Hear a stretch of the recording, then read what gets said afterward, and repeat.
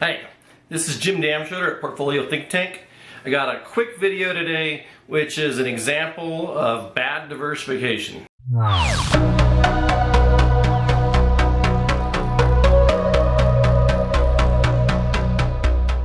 The tricky thing about this example is this is one of those ones that a lot of people think might be good diversification. I'm going to dissect the portfolio and we'll take a real look at what's going on inside, see whether it's good or not. But in my mind, this is one of the most insidious problems in investments right now. Is you've got a lot of investors and advisors, even money managers, walking around right now thinking they might have good diversification when they don't. So this is using the tool at Portfolio Think Tank. You can see, you can see what it really is. So let's dive in.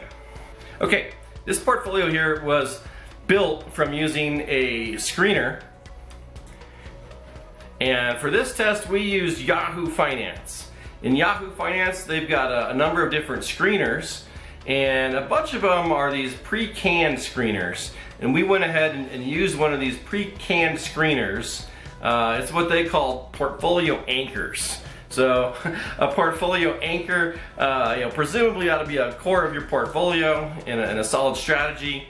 It pulled up 167 results. I plugged in the first page, which is the top 25.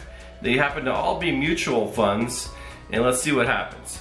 So you can see from this list there's lots of names that we know: Fidelity, Vanguard, American Funds, T. Rowe Price, DFA, Oakmark, and a lot of these are going to be index strategies.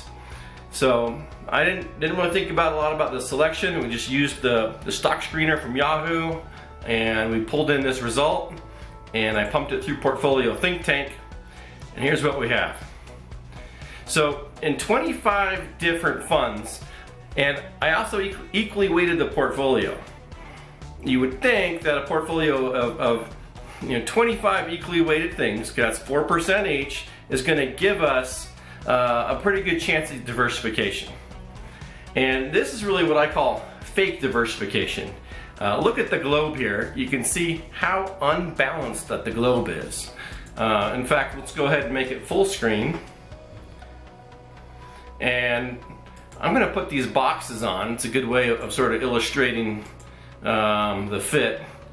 And look at it. So this divides the world of diversification into 8 different boxes. And these aren't boxes that mean something like large cap, small cap. These are just statistical diversification potential. And you can see this strategy is entirely combined within one box out of 8 different boxes of diversification potential. All right, we'll zoom back out. Here on the P&L, I went ahead and brought up a second benchmark. I brought up the Russell 1000, the MSCI All Cap. You can see they track each other pretty closely, and in fact the R-squareds are 0.96 and 0.99, so they're all very close to each other. Amazingly, against the All Cap World Index, we did produce an alpha of 2.6%. It's really surprising to get that. It's probably a result of the rest of the world underperforming the United States during this window. But you can see everything's kind of the same. Here's our rolling allocation chart. This is a buy and hold strategy. So there's not much going on there. And you can see all these different funds. And these aren't all indexing the same thing, and they're not even all index funds. But these anchor funds from the Yahoo Finance screen, they're all kind of different flavors of vanilla. So I tried a different version using maximum diversification, and it came out right about the same. This is an equally weighted one just for simplicity. You can see what it looks like here. So 4% in all these different funds, 25 funds, and these are some of the most popular names out there. But in the diversification source chart, remember we want to have this kind of approach the diagonal, and you can see how bowed down that we are. In fact, we've got over half of our portfolio is statistically defined by one factor.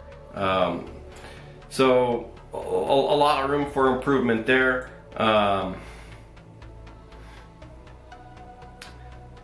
here's what I want to call our attention to. Look at this fiduciary diversification score.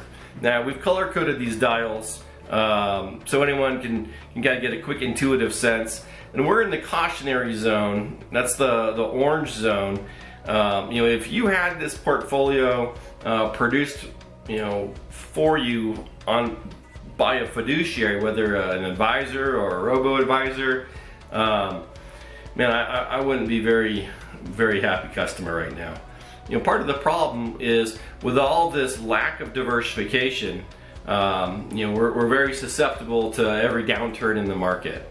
And by getting diversification, even if we're getting it just amongst individual stocks, I could have thrown the dartboard at 25 random stocks and gotten a way better portfolio than this. And that way we could let diversification combined with optimization and the rest of the prediction systems of the software work together to produce a better portfolio.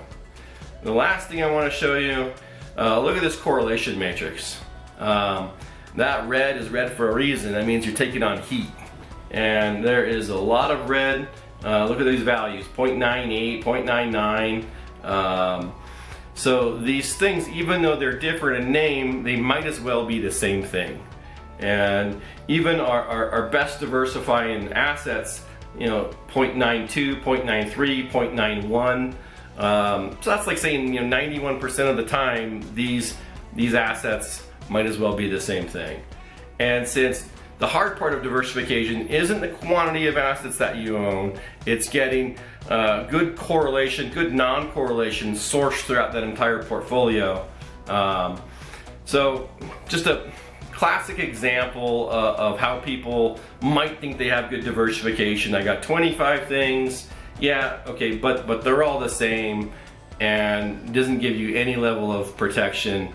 And then the other bad part about it is not only are you paying more on the mutual funds than you can get in ETFs or free for individual stocks, but you're not getting any bonuses.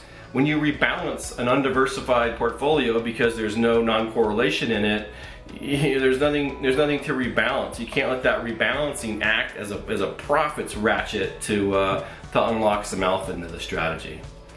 So, kind of an example of what not to do. I hope this was of value to you. If you did get some value out of it, maybe there's someone you could share it with, please consider subscribing and liking the video, and I'll see you on the next one. Okay, thanks.